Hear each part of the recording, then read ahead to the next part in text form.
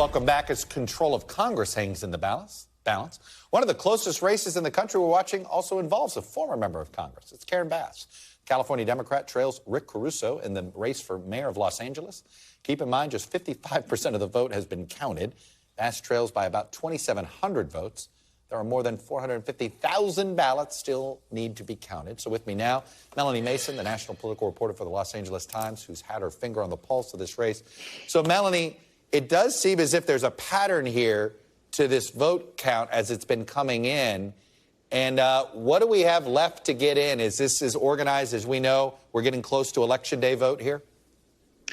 Actually, I think that we're now going through mostly mail vote. I mean, we've kind of gotten through most of the Election Day vote, which is why we have Rick Caruso out in the lead. But as we see Karen Bass cutting into that lead, those are your mail votes, and that's really more of your Democratic core voters. And so I think that as we start seeing more mail votes reported, the question is she was kind of picking up these votes at a 60-40 clip yesterday, and if she keeps that up, will she overtake Caruso? It looks like there's a pretty good chance that she could, but of course, you know, we have seen that these ballot counts can be wonky. So I think no predictions is probably the safest way to go right now. Look, it's going to be 51-49, 50.5, whatever it is.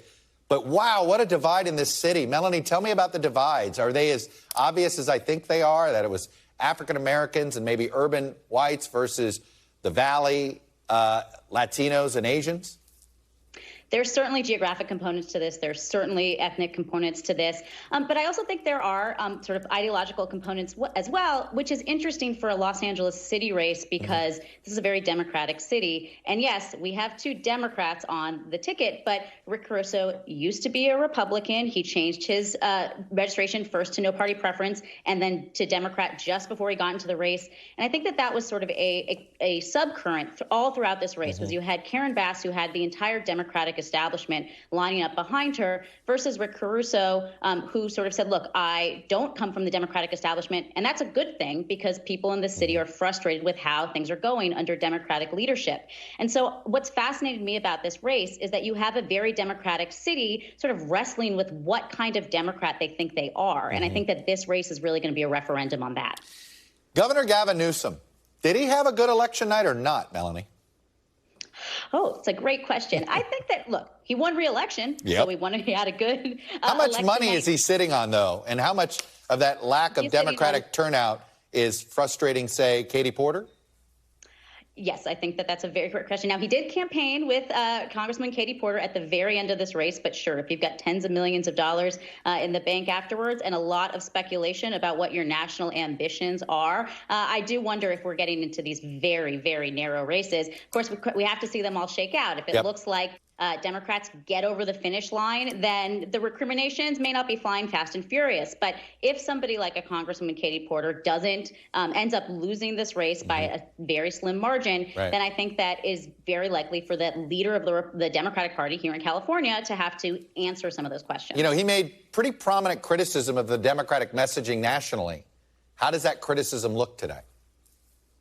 Well, in some ways, I think it actually looks pretty prescient, right? Because I think that he did see nationally that there was tapping into this frustration, anger, energy among the Democratic base about the abortion issue. And so when he came out, first when the Dobbs opinion was leaked in May, and then when the decision was official in June, I think he tapped into what was a lot of frustration among the Democratic base, that they felt like Democrats weren't fighting hard enough. And so in that sense, I do think that he has tapped a lot into the national Democratic mood, which wanted a more assertive Democratic Party to push back against some of the Republican extremism that they saw. In California, it's, I think, a little bit more nuanced because, of course, California doesn't have the same sort of issues around abortion rights. We did have Proposition 1 on the ballot, which enshrined the right to abortion in the state constitution. But, you know, the right to abortion was actually kind of already in the state constitution. This just kind of like double made it sure. And so I think that that just goes to show this is not like the state of Michigan, for example, where the initiative that passed really did make a difference about abortion access in that state. All right, keep it under 5 words. Lonnie Chen, is he going to win or lose? I think that being a Republican is still really hard statewide. And that's what we found out. All right. Melanie Mason, we're still waiting for a lot of vote count, but it's good to talk with you and good to get your insight. Thank you. Thanks for watching our YouTube channel. Follow today's top stories and breaking news by downloading the NBC News app.